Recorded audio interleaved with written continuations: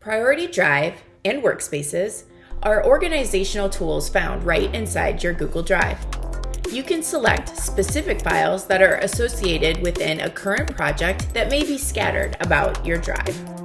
Or you could use it to create a to-do list. It's a fast and easy way to navigate around an overflowing Google Drive.